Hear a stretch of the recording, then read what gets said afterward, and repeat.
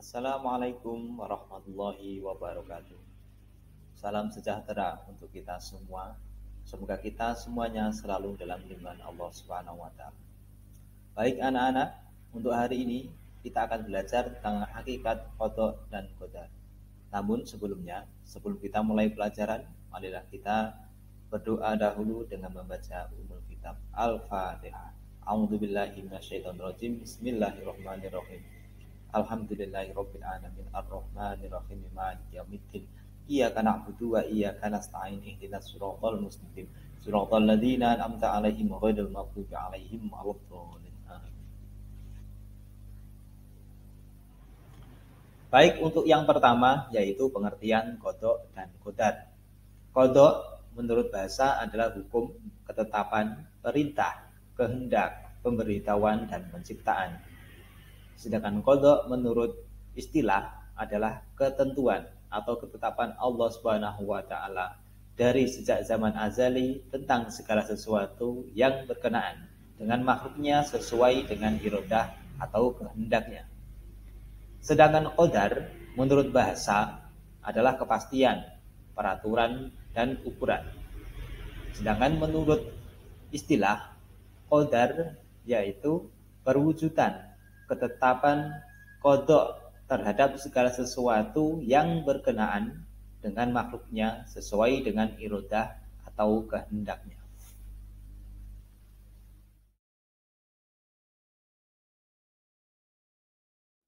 Dalil-dalil qada dan qadar.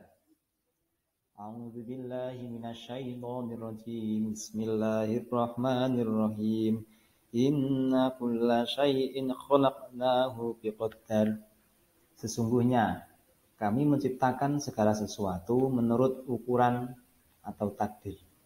Surat Al-Qamar ayat 49.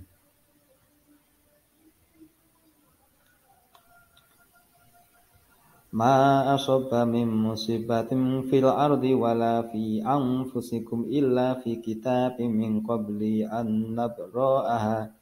Inna dzalika 'alallahi yasir. Tidak ada suatu bencana apapun yang menimpa di bumi dan tidak pula pada diri kalian, melainkan telah tertulis dalam kitab Lauhul Mahfuz sebelum kami menciptakannya. Sesungguhnya yang demikian itu mudah bagi Allah. Surat Al-Hadid ayat 22. Kulla insanin alzamnahu ta'irahu fi 'unuqihi wa nukhriju lahu yaumal qiyamati kitaban yalqahu mansyura. Dan tiap-tiap manusia telah kami tetapkan amal perbuatannya sebagaimana tetapnya kalung pada lehernya. Surat Al-Isra ayat 13. Ma asobba min musibatin illa biiznillah. Tidak ada suatu musibah pun yang menimpa seorang kecuali dengan izin Allah.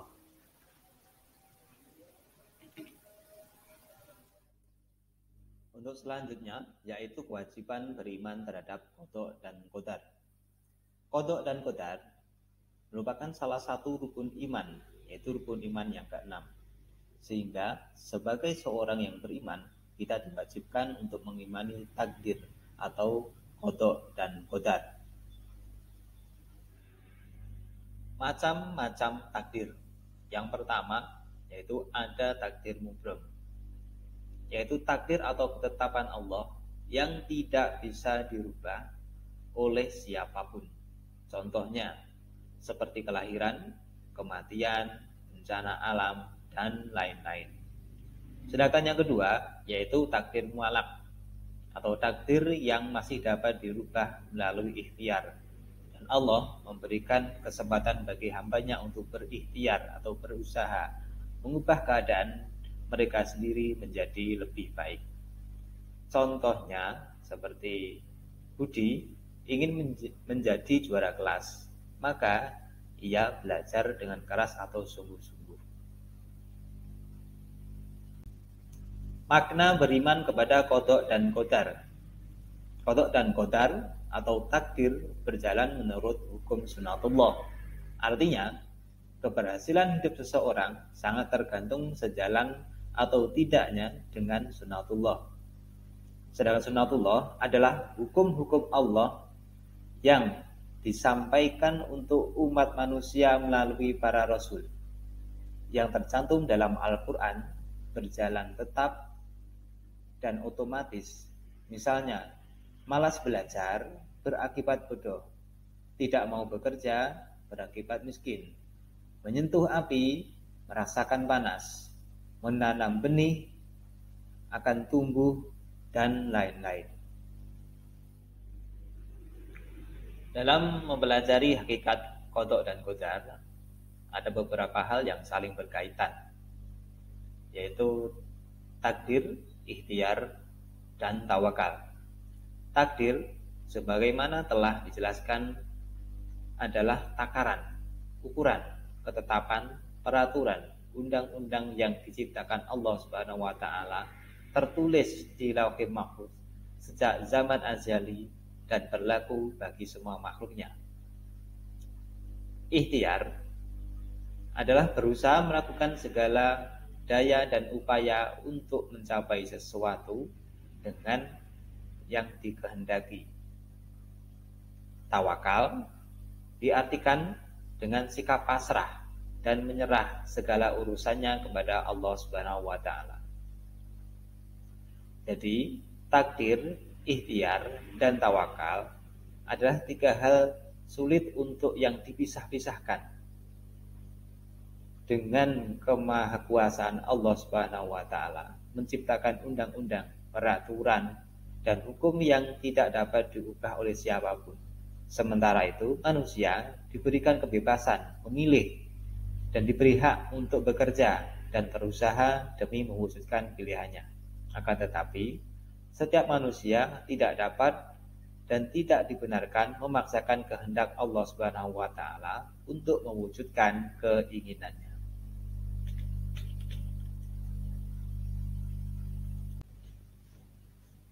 Fungsi iman kepada qada dan qadar dalam kehidupan sehari-hari. Yang pertama, mendorong kemajuan dan kemakmuran. Yang kedua, menghindari sifat sombong. Yang ketiga, melatih berhusnudzon atau berbaik sangka kepada takdir Allah. Yang keempat, melatih kesabaran. Dan yang kelima, terhindar dari sifat ragu dan penakut. Perilaku cerminan iman kepada qada dan qadar. Yang pertama, yakin terhadap qada dan qadar dari Allah Subhanahu wa taala, karena pada hakikatnya qada dan qadar tersebut sangatlah logis atau masuk akal. Apabila kita sulit memahaminya, maka hal tersebut membuktikan bahwa kita sendiri belum memahami pemahaman secara menyeluruh mengenai qada dan qadar tersebut. Yang kedua, pemahaman yang menyeluruh mengenai qada dan qadar akan melahirkan pribadi yang mau berusaha keras dan meraih sesuatu. Allah tidak akan menyalahi hukumnya, sehingga manusia harus yakin akan kekuasaannya atas hidup dan kehidupan manusia.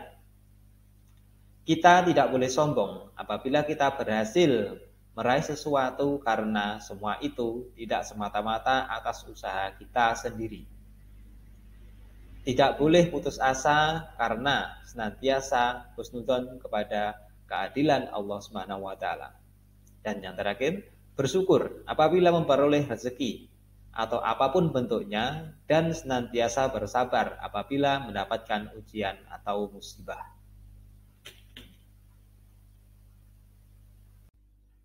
Hikmah beriman kepada qada dan qadar. Allah telah menggariskan hukumnya dalam qada dan qadar. Dengan pemahaman yang benar, kita mampu menjadi pribadi yang optimis dengan melakukan doa, ikhtiar, beserta tawakal. Yang kedua, dengan memahami qada dan qadar, kita tidak akan memiliki prasangka buruk baik kepada Allah maupun kepada makhluknya. Dan yang ketiga, kita bisa menyadari bahwa Allah telah membekali manusia dengan berbagai perangkat untuk kehidupannya. Bila kita mampu menggunakan dengan baik, tentu hasil yang optimal dapat kita raih selama hidup di dunia ini. Menyadari bahwa manusia diciptakan berbeda-beda dan tentu memiliki hikmah tersendiri, di antaranya untuk saling mengenal dan bekerja sama. Dengan memahami qada dan qadar, kita dapat menyadari bahwa segala yang diciptakan dan terjadi di dunia ini tidak akan luput dari kekuasaan Allah Subhanahu wa taala. Oleh karena itu, manusia tidak pantas untuk berperilaku sombong.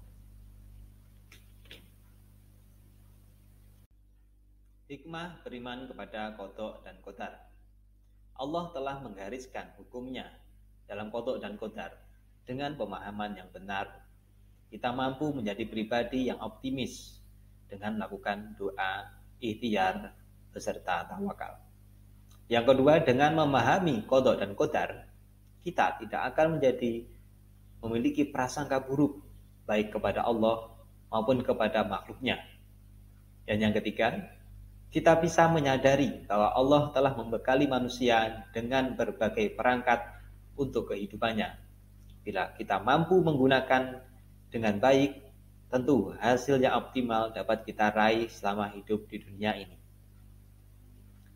Menyadari bahwa manusia diciptakan berbeda-beda dan tentu memiliki hikmah tersendiri, di antaranya untuk saling mengenal dan bekerja sama.